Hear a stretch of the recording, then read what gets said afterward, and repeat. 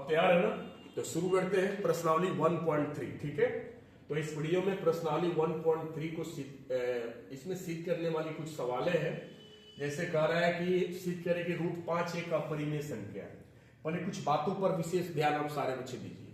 जैसे मैं कह रहा हूं कि रूट में 1 है, फिर रूट में 4 है, फिर रूट में 9 है, रूट में 16 है, रूट में 25 है, रूट में 36 है, रूट में 49 है, रूट में 64 है। ठीक है, तो आप मुझे बताएं कि रूट 1 का मान कितना होता है। रूट 1 का मान आप अगर 1 का वर्गमूल निकालेंगे तो 1 होता है, 4 का निकालेंगे तो 2, 9 का निकालेंगे तो 3, 16 का निकालेंगे तो 4, 5, 25 का निकालेंगे तो 5, 55 से 25 होता है ना, 36 का निकालेंगे तो 6, 49 का निकालेंगे 7, 64 का निकालेंगे 8। तो जब ये रूट से बाहर निकल जा रहा है तो ये जितनी भी संख्याएं आपके सामने ये जो दिखाई दे रही है, ये सारी की सारी परिमेय संख्या कहिएगा। कैसी संख्या? परिमेय संख्या। परीक्षा में आएगा, पूछ दिया जाएगा रूट 9 कैसी संख्या, क्या बताइएगा? रूट 9 यानी बराबर कितना? 3। तो आपको बताना है कि रूट 9 एक परिमेय संख्या, क्योंकि रूट से बाहर चला जा रहा। समझ रहे हैं ना? 9 जो है, 16 जो है, 25 जो है, 36 है, 49 है, 64 है, 4 है, 1 है, ये सब पूर्ण वर्ग संख्या है। इनको अभाज्य गुणनखंड करने पर जोड़ा लग जाएगा तो ये आपकी परिमेय संख्या हो जाती है। क्लियर? लेकिन अब यहां पर आप बात करते हैं, रूट में 2 ले लीजिए, रूट में आप 3 ले लीजिए, रूट में आप 5 ले लीजिए। आप इसे क्या कर सकते हैं? क्या रूट से बाहर? इसका दशमलव प्रसार अशांत अनावर्ती होता है। आप इस तरह की संख्याओं को सारे बच्चे अपरिमेय कहेंगे। क्या कहिएगा आप इसे? अपरिमेय। मेरी बात समझ में आ रही है? किसे परिमेय कहिएगा, किसे अपरिमेय कहिएगा? रूट से बाहर चला जाएगा, परिमेय हो जाएगा। रूट में ही सड़ेगा, गलेगा, मरेगा, अपरिमेय होगा। क्लियर? तो आज हम लोग को सिद्ध करना है। जैसे देखिए यहां पर दिया है रूट 5 एक अपरिमेय संख्या है, कह रहा है सिद्ध करिए। तो सिद्ध करने का क्या प्रोसेस होता है मैं आपको बता रहा हूं। ठीक है, देखिए सारे बच्चे ध्यान दीजिए। जब भी आपको अगर अपरिमेय सिद्ध करना है तो आप इसे परिमेय सिद्ध मान लेंगे। ठीक है, आप यहां लिखेंगे माना कि रूट 5 एक परिमेय संख्या। कैसी संख्या है? परिमेय। आप इसे मान लीजिएगा कि यह एक परिमेय संख्या, उल्टा मान लीजिएगा। ठीक है, आप इसे उल्टा मान लीजिएगा कि आप ये परिमेय मान लीजिए। जब आप इसे परिमेय मानकर आगे बढ़िएगा तो आपको कुछ त्रुटियां दिखेगी, कुछ गलतियां दिखेगी। तो गलतियां इसलिए दिखेगी क्योंकि आपने इसे परिमेय माना था। तो आप अपनी गलतियों को बताएंगे कि हमारी गलती हो रही है यहां पर, इस वजह से हमारी मान्यता गलत हो गई क्योंकि हमने परिमेय माना था। इसीलिए हम अंत में जाकर बोल देंगे कि अतः यह एक अपरिमेय संख्या है। तो आप इसका बिल्कुल विरोध करके मान लीजिएगा कि यह एक परिमेय संख्या। आइए क्या आगे गलती हो रही है मैं आपको दिखा रहा हूं। आगे क्या गलती हो रही है सुनिए। जब आप इसे परिमेय मान लिए तो आप रूट 5 बराबर आप p/q लिख सकते हैं, क्योंकि आप परिमेय संख्या को p/q के रूप में लिखते हैं। आप यह भी कहते हैं कि जहां p और q कैसी संख्या है? पूर्णांक संख्या है। आप इसे सहअभाज्य भी बोलते हैं। सहअभाज्य संख्याओं का मौसा 1 होता है, पढ़े है ना? और आप यह साथ में यह भी बोलते हैं कि q का मान 0 के बराबर नहीं होनी चाहिए। तो इस तरह से सारे बच्चे आपको करना है हर एक सवाल में। जब भी ऐसा रूट 5 दे दिया जाए, रूट 3 दे दिया जाए, रूट 2 दे दिया जाए, रूट 7 दे दिया जाए, रूट 11 दे दिया जाए, रूट 13 दे दिया जाए, तो आपको ऐसे ही करना है। सब में यही चीजें लिखी। अब करना क्या है आपको? देखिए अब आपको यहां दोनों तरफ वर्ग करना है। ठीक है, हम यहां लिख देते हैं दोनों तरफ वर्ग करने पर, दोनों तरफ क्या करने पर? वर्ग करने पर रूट 5 में इधर भी वर्ग करेंगे और इधर p/q है, इधर भी वर्ग कर देंगे। ठीक है, चलिए अब आगे बढ़ते हैं। रूट 5 का वर्ग करिएगा तो 5×5 कितना होता है? बोलिए। 5×5 25। 25 का वर्गमूल कितना बताइएगा? 5 बराबर p² हो जाएगा और बटा में q² हो जाएगा। सही है? आप इसमें से q² है, एक q को 5 से गुणा कर दीजिए तो यहां हो जाएगा 5q और यहां हो जाएगा पी ए स्क्वायर बटा में क्यू। यहां क्यू स्क्वायर था, एक क्यू से 5 में गुणा हो गया तो नीचे एक ही क्यू बचेगा। अब बस यहीं पर सारे बच्चे थोड़ा सा विशेष ध्यान दीजिए, मैं सिंपल तरीके से आपको प्रूव करना सिखा रहा हूं। अब देखिए, अब आप यहां पर बताइए कि एक इसमें एलएचएस है और एक यहां आरएचएस है, ठीक है। एलएचएस आरएचएस समझते हैं, left hand side right hand side. तो राइट में तो ये हो गया, लेफ्ट में ये है, तो एलएचएस में क्या है 5 क्यू है, ठीक है। या आप इसे हिंदी में लिख सकते हैं, एक तरफ क्या लिख सकते हैं, एक तरफ 5 क्यू है ना, 5 क्यू बोलिए, एक तरफ क्या है 5 क्यू है जो कि पूर्णांक संख्या है। कैसी संख्या है, एक तरफ 5 क्यू है जो कि कैसी संख्या है, पूर्णांक संख्या है। जबकि दूसरी तरफ आ जाइए, दूसरी तरफ क्या है ये बताइए, पी स्क्वायर बटा में क्यू, पी स्क्वायर बटा में क्यू है जो कि भिन्न संख्या है। कैसी संख्या है, ये भिन्न संख्या है, ठीक है। एक पूर्ण संख्या को बराबर हिस्सों में बांटना ये भिन्न संख्या का काम होता है, जिसमें अंश और हर हमको प्रत्यक्ष रूप से दिखाई देता है। तो यहां पर हमने देखा कि यहां 5 क्यू जो कि एक पूर्णांक संख्या हो जा रही है, और जबकि पी स्क्वायर बटा में क्यू जो कि कैसी संख्या हो जा रही है, भिन्न संख्या हो जा रही है। तो हम यहां पर अब क्या लिखने वाले हैं, अब ये आगे देखते हैं। तो हम कह सकते हैं कि एक तरफ हमारी पूर्णांक संख्या होगी, ठीक है, और दूसरी तरफ हमारी कैसी संख्या होगी, भिन्न संख्या होगी। तो एक तरफ पूर्णांक संख्या, दूसरी तरफ भिन्न संख्या। अब आप मुझे फाइनल करके बताइए, क्या पूर्णांक संख्या भिन्न संख्या दोनों बराबर होती है? तो आप कहेंगे कि बिल्कुल नहीं, पूर्णांक संख्या भिन्न संख्या के बराबर नहीं होती है। तो हम यहां क्या करेंगे, बराबर को ऐसे काट देंगे कि भाई ये तो विरोध हो रहा, ये तो गलत बात है कि पूर्णांक संख्या और भिन्न संख्या दोनों क्या होती है, बराबर होती है।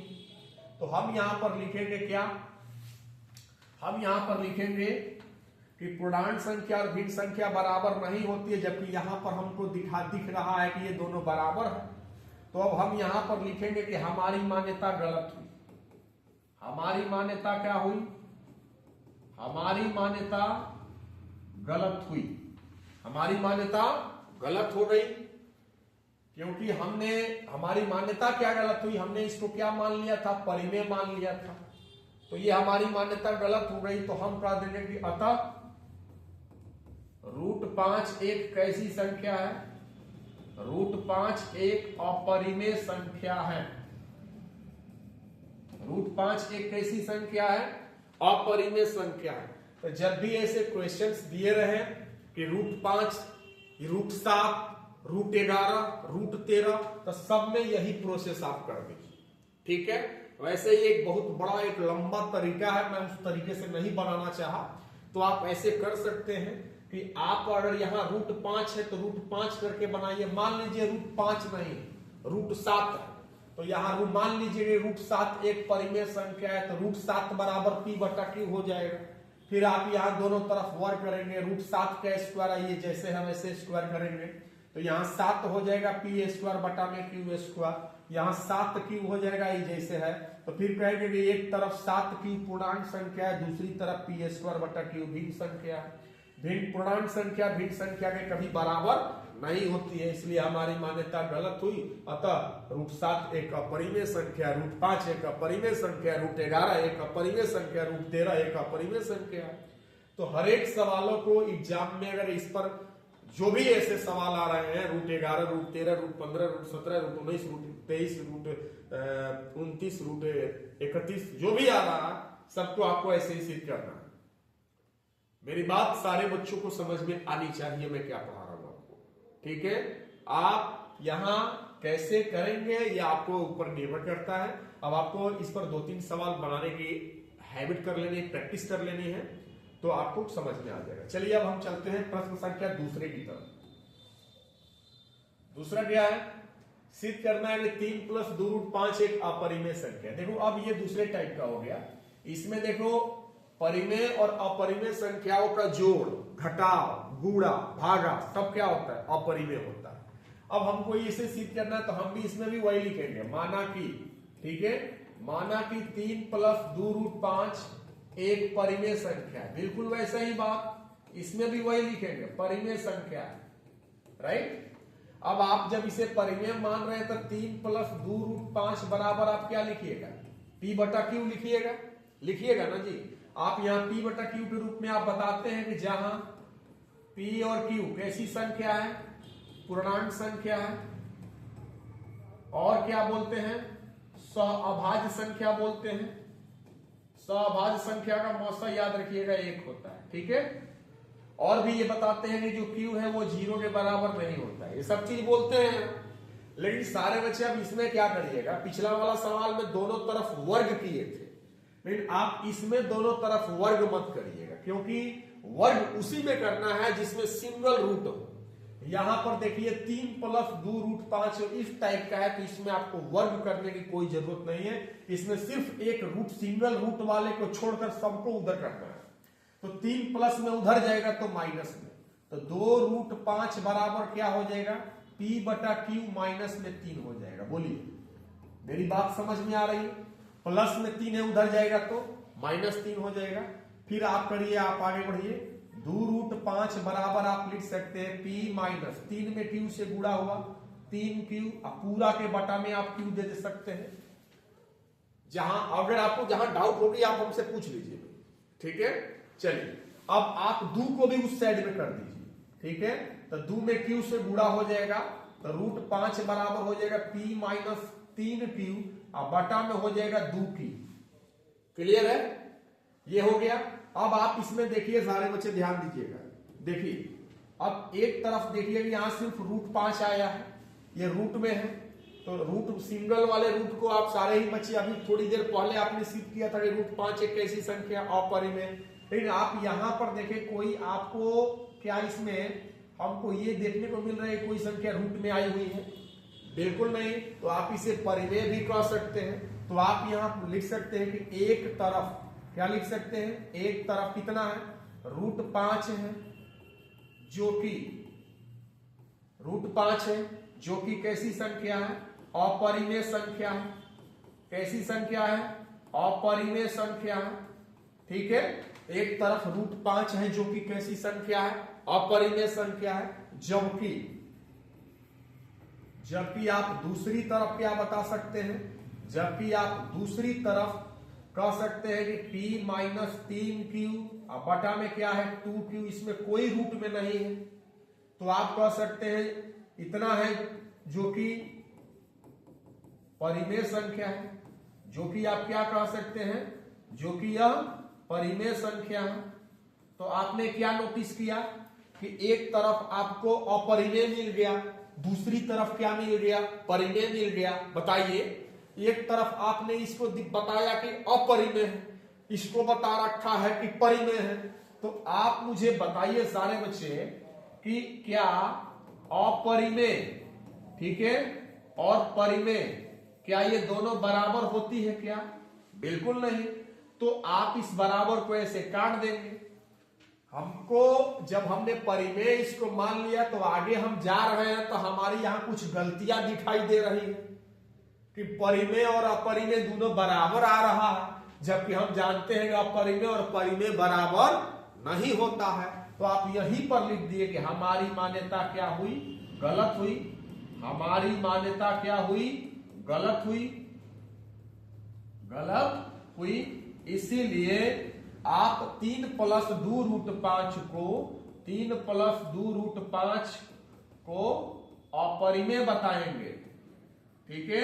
3 प्लस 2√5 अपरिमेय संख्या है। कैसी संख्या है? अपरिमेय संख्या है। सिद्ध हो गया। आपको इसमें कहीं डाउट लगा? बताइए, वर्ग किसमें करना? जिसमें सिंगल रूट वाला सवाल आ जाएगा, √11, √5, √13, √17, √19, √23, है ना, ये सब आ जाएगा। तो आप उसमें दोनों तरफ वर्ग कर दीजिएगा, लेकिन इसमें मत वर्ग करिएगा, ठीक है। तो आप इसको ऐसे ही बनाना है, ठीक है। तो अभी और 2-3 सवाल बनाएंगे तो दिमाग में पूरी तरह से बैठ जाएगा। ये आपकी मान्यता कहां गलत हो गई है, आपको आप आगे यहां पर देखने को मिल रहा है कि एक ओरी अपरिमेय है और एक ओरी परिमेय है, जबकि आप जानते हैं कि अपरिमेय और परिमेय कभी बराबर नहीं होती है। भाज्य संख्या और अभाज्य संख्या के बराबर होती है, सम संख्या क्या विषम संख्या के बराबर होती है, बोलिए। तो इन सब चीजों को थोड़ा मैंने बेसिक भी जानकारी आपको दिया था, तो आप कह सकते हैं कि अपरिमेय और परिमेय यहां पर हमको बराबर देखने को मिल रहा है, जबकि ऐसा नहीं होता है, इसलिए हमारी मान्यता गलत हुई। इसलिए 3 + 2 = 5 अपरिमेय संख्या। उतार लीजिए इसे। अब फिर हम चलेंगे प्रश्न संख्या तीसरे की तरफ, ठीक है। तो तीसरा नंबर क्या है, तीसरा है सिद्ध कीजिए कि निम्नलिखित संख्याएं अपरिमेय, ठीक है। तो तीसरा में पहला में दिया है 1/√2। 1 क्या दिया है, √2 दिया है।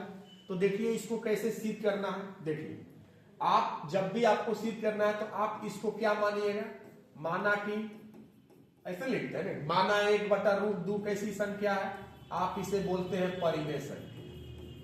कैसी संख्या बोलते हैं, परिमेय संख्या। जब आप इसे परिमेय मान रहे हैं तो आप इसे 1/√2 बराबर क्या लिखते हैं, P/Q लिखते हैं ना। आप यहां जहां आप बताते हैं कि P और Q कैसी संख्या है, पूर्णांक संख्या है, और क्या बोलते हैं, सह अभाज्य। सह अभाज्य याद रखिएगा, सह अभाज्य संख्या है और Q का मान 0 के बराबर नहीं है। सारे क्वेश्चन में ऐसे आपको करना है, ठीक है। अब आप देखिए इसमें भी आपको वर्ग नहीं करना है। इसमें एक काम बताइए मुझे, समझिएगा मैं क्या बोलना चाहता हूं। 1/√2 है, अगर √2/1 करते हैं आप, बोलिए, तो आप इसको लिख सकते हैं Q/P लिख सकते हैं। जब आप 1/√2 है तो √2/1 कर दिए तो P/Q है, तो इसको भी Q/P करना पड़ेगा, सही है ना। चलिए अब क्यों करते हैं सुनिएगा ध्यान से। अब ये 1 भागा में उधर जाएगा गुणा में, तो √2 बराबर क्या हो जाएगा, Q/P हो जाएगा। √2 बराबर क्या हो जाएगा सारे बच्चे, Q/P हो जाएगा। अब आप मुझे बताइए कि यहां सिर्फ √2 आ गया, आपको तो सिद्ध करना 1/√2 है ना, और जबकि सिंगल रूट वाला को आप जानते हैं एक रूट से बाहर नहीं जाएगा तो अपरिमेय। तो आप बताइए √2 कैसी संख्या है, सब लोग बोलिए, अपरिमेय है, रूट से बाहर नहीं जाएगा। और यहां पर बताइए कोई रूट में आया है, बिल्कुल नहीं आया है, तो आप इसे क्या बोलिएगा, परिमेय। तो आपने एक तरफ आप ऐसे लिख सकते हैं, वैसे आप समझने को तो समझ ही गए हैं। आप लिखेंगे एक तरफ कितना है, √2 है, जो कि कैसी संख्या है बताइए, जो कि अपरिमेय संख्या है। चलिए एक तरफ √2 है जो कि एक अपरिमेय संख्या है, एक अपरिमेय संख्या है, ठीक। जबकि दूसरी तरफ में आ जाइए, जबकि दूसरी तरफ कितना है बताइए, Q/P है, जो कि ये कैसी संख्या है, यहां कोई रूट में नहीं है, तो आप इसे परिमेय संख्या बोलिएगा, है ना। अब आपने क्या बता दिया, आपने तो यही ना बताया कि एक तरफ हमको अपरिमेय मिल रहा है तो दूसरी तरफ क्या मिल रहा है, परिमेय। तो आप ऐसे लिख दीजिए कि एक तरफ क्या है हमारा अपरिमेय संख्या और दूसरी तरफ क्या मिल रहा है हमारा परिमेय संख्या। अब आप मुझे बताइए क्या ये अपरिमेय, मैं आपसे पूछ रहा हूं, बताइए क्या अपरिमेय और परिमेय क्या दोनों बराबर होता है क्या, बिल्कुल नहीं। तो आप काट दीजिए। तो आपने क्या देखा कि जब आपने इसे परिमेय मानकर आगे बढ़ाया तो आपको आगे चल के कुछ गलतियां दिखाई दे रही है कि एक तरफ अपरिमेय मिल रहा है, दूसरी तरफ परिमेय मिल रहा है। तो आप यहीं पर लिखेंगे कि हमारी मान्यता गलत हुई, हमारी मान्यता क्या हुई, गलत हुई, क्योंकि आपने इसे परिमेय माना था। इसीलिए आप लिखेंगे कि 1/√2, 1/√2 एक अपरिमेय संख्या है, 1/√2 एक कैसी संख्या है? अपरिमेय संख्या है। तो सारे बच्चे मुझे बताइए, इस सवाल में कहीं पर अगर आपको दिक्कत हो रही है तो आप हमको बताइए कि कहां पर आपको दिक्कत हो रही है। ठीक है, बिल्कुल बिल्कुल आप हाँ बताइए। चलिए ठीक है, अच्छी बात है ना, समझ में आनी चाहिए। आप इसको उतार लीजिएगा और देखिए इस पर थोड़ा सा एक क्वेश्चन तो जरूर एग्जाम में आ ही जाता है, तो थोड़ा सा संभल के कैसे हमको सिद्ध करना है, हमारी मान्यता कैसे गलत हो जा रही है ना, इसको थोड़ा सा समझिएगा। तो आई होप कि अब हम चलेंगे, तीसरा के पहला ओके हो गया, अब हम चलेंगे तीसरा के दूसरा सवाल की तरफ। ठीक है, चलिए तो तीसरा के दूसरा सवाल देखेंगे सारे बच्चे। तीसरा के दूसरा कितना है? 7√5। तो इसमें भी लिखिएगा कि माना 7√5 एक कैसी संख्या है? परिमेय संख्या है। सब में वही रूल्स होता है। माना 7√5 एक कैसी संख्या है? परिमेय संख्या है। तो आप 7√5 बराबर क्या लिख सकते हैं? p/q लिख सकते हैं, है ना। और यहां पर आप जो जैसे जैसे देते हैं, जहां p q क्या बोलते हैं? पूर्णांक बोलते हैं, और क्या बोलते हैं? अभाज्य संख्या कहते हैं, सही है। और q के बारे में क्या कहते हैं कि 0 के बराबर नहीं होना चाहिए। चलिए वो सब लिख दीजिएगा। अब आगे बढ़िए, या कर दीजिए। अब 7 को इधर कर दीजिए, क्योंकि आपको तो 7√5 सिद्ध करना था, तो सिर्फ सिंगल रूट को इधर ये छोड़िए। ठीक है, तो आप यहां √5 बराबर क्या लिखेंगे? 7 गुना में इधर जाएगा तो भागा में, तो p/में हो जाएगा 7q। बोलिए, अब बस यही खेला हो गया आपका। अब बताइए √5 आपने पहला क्वेश्चन सिद्ध किया था। √5 कैसी संख्या है बताइए? अपरिमेय। जबकि यहां कोई रूट में आया है क्या? बताइए, बिल्कुल नहीं आया है। तो आप फिर वही चीज वाली लिखेंगे कि एक तरफ कितना है? √5 है, जो कि कैसी संख्या है बताइए? जो कि अपरिमेय संख्या है, जो कि अपरिमेय संख्या है। जबकि दूसरी तरफ क्या है? p/में 7q है, जो कि परिमेय संख्या है, जो कि कैसी संख्या है? परिमेय संख्या है। तो आपने क्या नोटिस किया कि एक तरफ आपको अपरिमेय मिल रहा है, ठीक है, और दूसरी तरफ क्या मिल रहा है? परिमेय मिल रहा है। क्या ये दोनों बराबर है? बिल्कुल नहीं। तो आप लिख सकते हैं सारे बच्चे कि हमारी मान्यता क्या हुई? गलत हुई। हमारी मान्यता क्या हो गई? गलत हुई। इसलिए 7√5 एक अपरिमेय संख्या है। इसलिए 7√5 एक कैसी संख्या है? अपरिमेय संख्या है। सबको आ रहा है ना? बिल्कुल सबको आना चाहिए। अब ऐसा क्वेश्चन आएगा तो छूटना ही नहीं चाहिए। देखिए दोनों तरफ वर्ग किसने करना है बताइए? सिर्फ जो सिंगल रूट वाला जो है वो सिद्ध करने के लिए आए तो उसमें आप लोग कर दीजिएगा, ठीक है। बाकी इसमें आप ऐसे ही बनाइएगा। चलिए हटा दें इसे। चलिए ठीक है, एक और सवाल है तीसरा। 6 प्लस रूट में 2, यही है ना? तो 6 प्लस रूट 2 कैसी संख्या मान लिए? परिमेय संख्या। मान लीजिए परिमेय संख्या। माना यहां लिख देते हैं, माना 6 प्लस रूट 2 परिमेय संख्या है। तो 6 प्लस रूट 2 बराबर आप क्या लिखेंगे? p/q लिखेंगे, लिखेंगे ना। फिर आप यहां पर लिख सकते हैं जहां p और q क्या बताएंगे? पूर्णांक। और क्या बताएंगे? सहअभाज्य। क्या बताएंगे? सहअभाज्य संख्या बताएंगे। और एक चीज, q का मान आप 0 के बराबर नहीं बताएंगे। हर एक सवाल में आप ऐसे ही बनाते हैं। फिर आप यहां पर क्या करिएगा? √2 बराबर p/q, प्लस में 6 है उधर जाएगा क्या हो जाएगा, -6 हो जाएगा। क्लियर? जो प्लस में 6 उधर जाएगा तो माइनस में 6 हो जाएगा। फिर आप यहां √2 बराबर क्या लेंगे, P माइनस 6Q, पूरा के नीचे Q आप दे सकते हैं। अब आप मुझे बताइए सारे बच्चे, क्या आपने ऐसा सवाल बार बार बना रखा है, यहां √2 आया, मुझे बताइए ये √2 कैसी संख्या है, और यहां कोई आपको रूट में प्राप्त नहीं हो रही है, तो आप इसे फिर वही लाइन लिखेंगे, एक तरफ √2 है जो कि कैसी संख्या है, जो कि अपरिमेय संख्या है, जो कि अपरिमेय संख्या है, जबकि दूसरी तरफ P माइनस 6Q बटा में क्या है, Q है, जो कि परिमेय संख्या है, जो कि परिमेय संख्या है। अब समझ में आना चाहिए, बिल्कुल।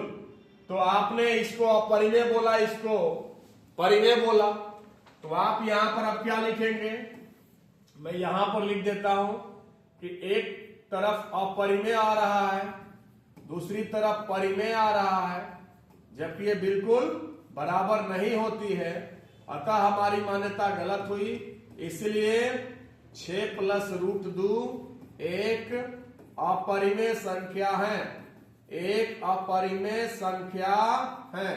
क्या लगता है सारे बच्चे बना सकते हैं? बोलिए, बना देंगे ना? तो कमेंट में सारे बच्चे आप जरूर लिखिएगा कि आपको ये चैप्टर, ये जो एक्सरसाइज है प्रश्नावली 1.3 आपको समझ में आया कि नहीं आया। ठीक है, तो हर एक सवालों को आप ऐसे ही सीख करेंगे, लेकिन सिर्फ सिंगल रूट वाला है उसमें दोनों तरफ वर्क करेंगे। ठीक है, चलिए, धन्यवाद सारे बच्चे।